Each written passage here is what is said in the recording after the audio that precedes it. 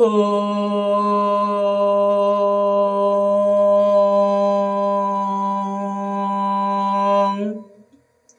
ओम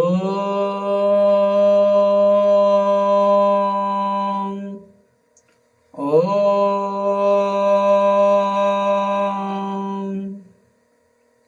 हरिओम। उपस्थित प्रेमी सज्जन, भक्तिमती, प्रभु प्रेमी आत्मा, आप सभी को हमारे गौरी वृंदावन में स्वागत है और हार्दिक अभिनंदन। चलिए प्रेमी सज्जन, आज परम पिता परमात्मा का असीम अनुकंपा से हमारे गौरी वृंदावन में भगवान का नाम का चर्चा यश और वर्णन होता है। कहते हैं लोग संसार ये कलियुग है, किंतु ये कलियुग में आज भी भगवान है, आज भी परमपिता परमात्मा का असीम कृपा और प्रकृति संसार में विराजमान है, जो कि इसे भगवान नारायण का रूप माना जाता है ना। चलिए, आज हमारे गौरी वृंदावन तरफ से उपदेश दिया जाता है हमारे जितने भी गौरी वृंदावन से जुड़े हुए हैं सभी प्रेमी प्रभु आत्माओं को, है ना। केवल अपने लिए मांगने वाला भिखारी कहलाता है, सबके लिए मांगने वाला साधु कहलाता है। ये संसार में आज आपको देखने को मिलेगा, धर्म के नाम में, अपना पेट भरने के नाम में, ग्राम पूजा के नाम में विभिन्न प्रकार के लोग आजकल मांगने में आज उतर आते हैं। किंतु ऐसे ही मांगना और अपने सुख के लिए मांगना और अपने पेट पालने के लिए मांगना, ये हमारा ज्ञान शास्त्र और बुद्धि के अनुकूल होता है।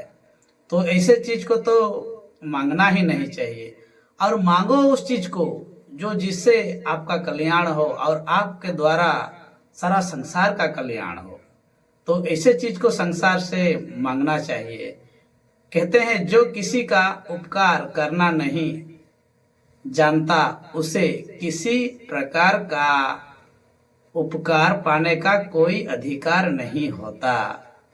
क्योंकि जो किसी का उपकार करना ही नहीं जानता, तो क्या प्रेमी सज्जन वो दूसरों का उपकार कर सकता है।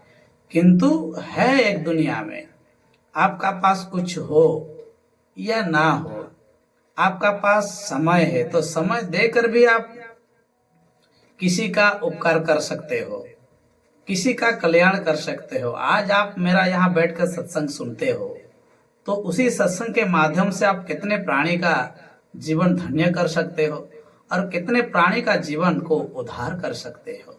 तो इसी प्रकार कहते हैं संसार में आज बहुत कुछ समाज में हमें देखने को मिलता है। आज बहुत कुछ ऐसा प्राणी संसार में देखने को मिलता है जिसका पास ज्ञान होने के कारण भी वो अज्ञान की भांति ये संसार में रमण करता है, और जिसका पास ज्ञान ही नहीं है, बुद्धि भी नहीं है, वो साधारण सा एक व्यक्ति इस संसार के लिए बहुत भला और बहुत कुछ अच्छा करके इस संसार से बिलोंग करता है। कहते हैं ना, काबू किया जा सकता है क्रोध को, प्रेम से बुराई को, भलाई से लोभ को, उदारता से और सत्य से सत्य को हम प्राप्त कर सकते हैं, जीत सकते हैं, अपना भीतर अनुभूति कर सकते हैं, इसे हम पा सकते हैं। कहते हैं काबू किया जा सकता है क्रोध को, और प्रेम से भी बुराई को भलाई में हम लोग बदल सकते हैं, और उदारता से और सत्य से, सत्य को हम, सत्य से संसार को हम जीत सकते हैं। तो ऐसा हमारे अंदर विचार होना चाहिए, सद्भावना होना चाहिए, तभी जाके हमारा जीवन में कल्याण होगा। कहते हैं मानव जीव इस संसार में जो शरीर का जो सुख है उसे सुख मान लेता है, और जो शरीर का दुख है उसे दुख मानता है। इसीलिए तो प्राणी संसार में भोगता है, किंतु शरीर का सुख भी सदा रहने वाला नहीं है। और शरीर का दुख भी सदा रहने वाला नहीं है, ये वर्तमानशील है। ये जैसे ऋतु ऋतु आता है ठंड का तो हमें ठंड लगता है, धूप सीजन का ऋतु आता है तो हमें धूप लगता है। इसी प्रकार समय के अनुसार ये बदलता रहता है प्रेमी सज्जन। किंतु हाँ, हमें इससे नहीं डरना है, समय आकार से, समय से लड़ना है, कर्म से लड़ना है, धर्म से लड़ना है, तभी जाके हमारा उन्नति होगा, तभी जाके हमारा आत्मा का कल्याण होगा। कहते हैं ना, जो खाने पहनने को देता है वो यदि दो एक कड़वी बात कह भी दे तो उसे भी खाने पहनने में समझना चाहिए। जैसे कि कोई खाना उना खिला पिला कर हमें अच्छा से खाना उना खिलाता है और गाली देता है और दो बातें सुनाता है, तो ये खाने पहनने की समझना चाहिए कि खाना खिलाकर वो हमें गाली देता है। तो ऐसे घर में भी हमें खाना पीना और कोई कपड़ा लता पहनाए तो इसे नहीं पहनना चाहिए। कहते हैं ना प्रेमी सज्जन, कोई बुरी घटना घटने वाली होती है तो उसके पहले बुद्धि भ्रष्ट हो जाती है, और बुद्धि भ्रष्ट हो जाने के बाद हमारे अंदर क्रोध उत्पन्न होती है, और क्रोध उत्पन्न होने पर हमारा संपूर्ण ज्ञान का विनाश हो जाता है। और कहा जाता है, क्रोध को प्रेम से, बुराई को भलाई से, लोभ को उदारता से और सत्य को सत्य से काबू किया जा सकता है। किंतु आपके अंदर वो सद्भावना हो, सतज्ञान हो और ईश्वर से आप जुड़ित हो और आप संसार को त्याग के परम पिता परमात्मा से अपना जीवन को नाता जोड़े हो, तभी जाके आप ऐसा कर सकते हो। कहते हैं, संसार में कुछ जीवों से सदा सावधान रहना ही उचित है, और सावधान आदमी कुत्ता, सांड और शराबी जैसा ही होता है। तो ये धनवान आदमी और कुत्ता और सांड और शराबी, ये चीज से हमें दूरी रहना है। धनवान धन से कुछ भी करा सकता है, पाप भी कर सकता है, पुण्य भी कर सकता है। और आदमी यदि आदमी होकर उसका भाव यदि कुत्ता का स्वभाव का है तो इंसानियत के नाते वो इंसान की भांति नहीं सोच सकता। क्यों नहीं सोच सकता?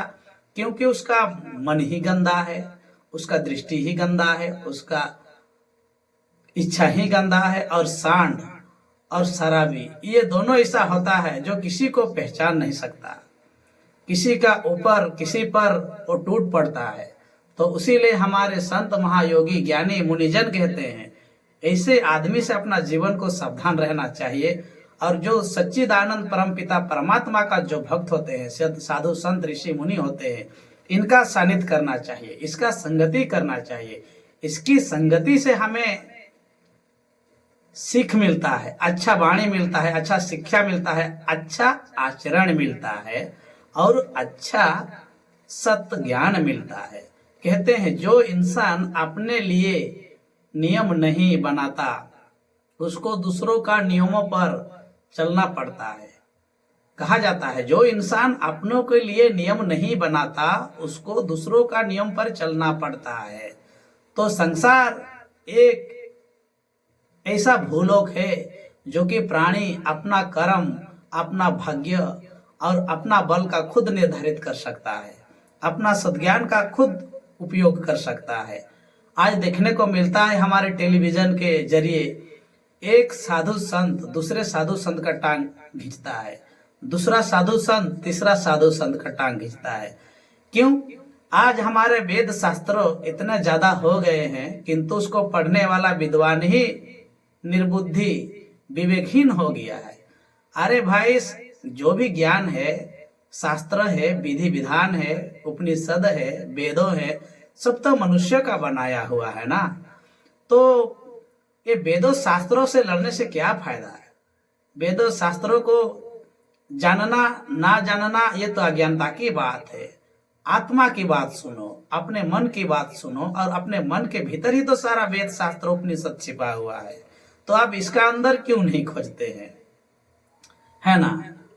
कहते हैं किसी चीज को दबाना उसे शक्ति देने का दूसरा नाम है।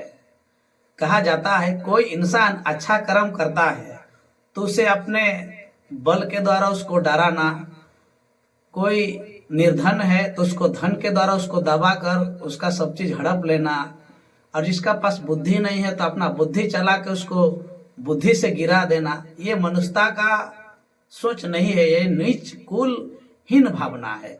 जो व्यक्ति कुछ नहीं जानता आप उसको अच्छा शिक्षा दो, और जो नहीं समझता है उसको बढ़िया समझाओ, और जो नहीं सुनता है उसको अपना वास्तविकता प्रैक्टिकल ज्ञान देकर उसे बुझाओ, ऑटोमेटिक बुझेगा। कहते हैं ना प्रेमी सज्जन, आजकल हमारे ज्ञानी कहते हैं कोई बाहरी ताकत इंसान को नीचे नहीं गिरा सकती, क्योंकि अपने को नीच गिराने वाला इंसान खुद ही गिरता है, और जो दूसरों के लिए गड्ढा खोदता है वो गड्ढा में खुद ही गिरता है।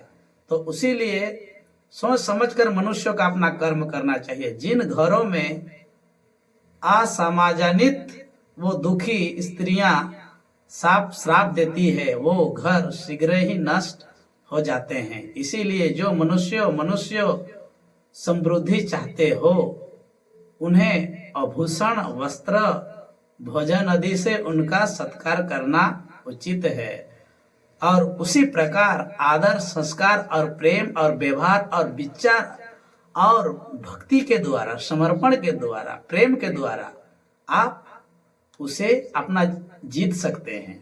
और उसी प्रकार हमारा जीवन में आप इंसान को, मन को बदल सकते हैं। जो किसी का उपकार करना ही नहीं जानता उसे किसी प्रकार का उपकार पाने का कोई अधिकार नहीं होता। जो खान पान को देता है वो यदि दो एक कड़वी बात भी बोल देता है तो सारा मीठा, सारा खटास, सारा स्वादिष्ट भोजन भी फीका पड़ जाता है। इसी प्रकार झूठ बोलने से सबसे बड़ी परेशानी यह है कि झूठ याद रखने पड़ते हैं। सत्य बात कोई याद नहीं रखता प्रेमी सज्जन इस संसार में। आप जितनों भी आदमी को अच्छा बात बोलो, लोक कल्याण की बात बोलो, धर्म की बात बोलो, इंसानियत की बात बोलो, तो संसार में कोई उसे याद नहीं रखता। लेकिन एक खराब शब्द इंसान को वो याद रखता है कि आज मुझे वो ऐसे कहा है, मैं उसको बर्बाद कर दूंगा, इस कगार में वो आ जाते हैं। तो ऐसा होना नहीं चाहिए। दो बातें मानसिक दुर्बलता प्रकट करती है। दो बात मानसिक दुर्बल प्रकट करती है। एक, बोलने के अवसर पर चुप रहना, दूसरा चुप रहने के अवसर पर बोलना। ये दो बात आपको सोच समझकर बोलना है। यही इंसानियत का बुद्धिमान है। जो प्राप्त हो वो पर्याप्त है। इन दो शब्दों में खुद बेहिसाब ज्ञान हमें मिलता है। तो आप ये दो बात को ही पकड़कर चलना है। ये जरूरी तो नहीं कि इंसान हर रोज मंदिर जाए, बल्कि कर्म ऐसे होने चाहिए कि इंसान जहां भी जाए वो मंदिर बन जाए। इंसान जहां भी जाए वो मंदिर बन जाए, ऐसा इंसान को कर्म करने चाहिए। कहते हैं काश ये बात लोग समझ जाएं कि रिश्ते एक दूसरे का ख्याल रखने के लिए बनाए जाते हैं, एक दूसरे का इस्तेमाल करने के लिए नहीं। कहने का तात्पर्य है इंसान को जिस काम के लिए बनाया जाता है वो काम इंसान नहीं करता, और जिस काम के लिए इंसान को बनाया गया है वो गलत काम इंसान करता है। संसार में कोई भी वस्तु कभी भी अकेले विद्यमान नहीं होती। हर एक वस्तु का संबंध संपूर्ण दूसरी वस्तुओं के साथ होता है। प्रेमी सज्जन, संसार में कोई भी वस्तु कभी भी अकेले विद्यमान नहीं होता।